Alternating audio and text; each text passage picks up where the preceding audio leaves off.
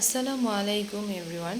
আজকে আমি আপনাদের দেখাবো মাত্র একটি ডিম দিয়ে মজাদার সুজির পিঠাটা তৈরি করার জন্য আমি একটা বাটিতে একটা ডিম ফাটিয়ে নিয়েছি, দিয়ে দিয়েছি আধা কাপ পরিমাণ চিনি, স্বাদ মতো লবণ, সামান্য পরিমাণ কর্নফ্লাওয়ার।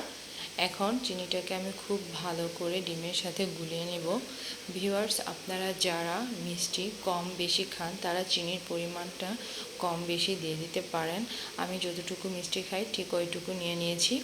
এখন চিনিটাকে খুব ভালো করে ডিমের সাথে মিক্সড করে নিব। যতক্ষণ চিনিটা না গলবে ততক্ষণ চিনিটাকে ডিমের সাথে এভাবে একটি কাঁটা চামচের সাহায্যে নাড়াচাড়া দিয়ে মিক্সড করে নিব। আমার চিনিটা গলে গিয়েছে। এখন আমি এখানে নিয়ে নিয়েছি 1.5 কাপ পরিমাণ সুজি। ডিম গলানোটায় আমার যতটুকু সুজি লাগবে আমি ঠিক ওই পরিমাণে সুজি দিব। আপনাদের কম বেশি লাগলে আপনারা দিয়ে দিবেন। সুজিটাকে আমি অল্প অল্প করে মিক্সড করব, একবারে মিক্সড করা যাবে না। ভিউয়ার্স, আপনারা যারা আমার এই ভিডিওটাকে ফেসবুক পেজ থেকে দেখছেন প্লিজ ফেসবুক পেজটাকে লাইক এবং ফলো দিয়ে দিবেন আর ভিডিওটাকে লাইক দিয়ে দিবেন। আর যারা ইউটিউব চ্যানেল থেকে দেখছেন তারা চ্যানেলটাকে সাবস্ক্রাইব করে দিবেন। আর ভিডিওটা যদি আপনাদের ভালো লাগে তাহলে শেয়ার করে দিবেন।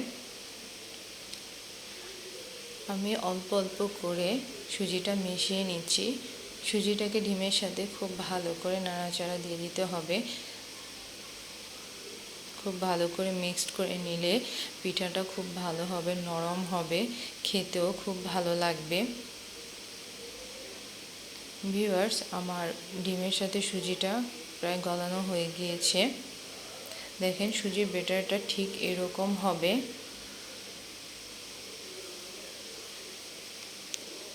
গোলানো হয়ে গিয়েছে।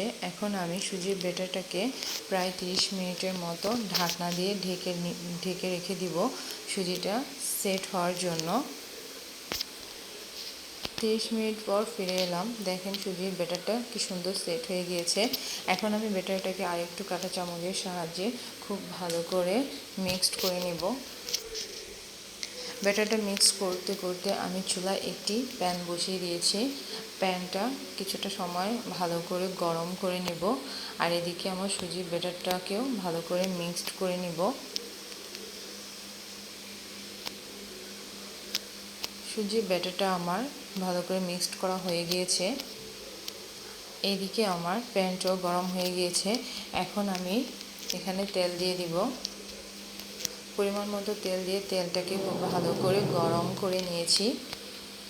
এখন ওই সুজির গোলাটা ছোট ছোট বড়ার শেপে আমি তেলের মধ্যে দিয়ে দিব। আর এখানে অবশ্যই চুলার আঁচটা একবারে লো হিটে রাখতে হবে। যদি হাই হিটে থাকে তাহলে সুজির পিঠাটা উপর দিয়ে কালার চলে আসবে আর ভিতর দিয়ে কাঁচা থেকে যাবে, ভালো করে সিদ্ধ হবে না। আমার পিঠাটার এক পাশ হয়ে গিয়েছে।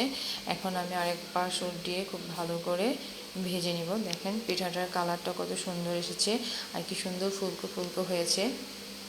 আপনারা এভাবে ভেজে নেবেন।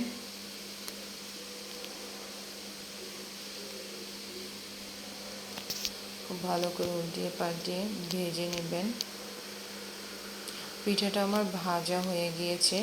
দেখেন কি সুন্দর একটা কালার চলে আসছে আর খেতেও খুব ভালো লাগে পিঠাটা। এখন চুলা থেকে নামিয়ে নেব। আপনারাও বাসায় ট্রাই করবেন, ইনশাআল্লাহ খেতে খুব ভালো লাগবে।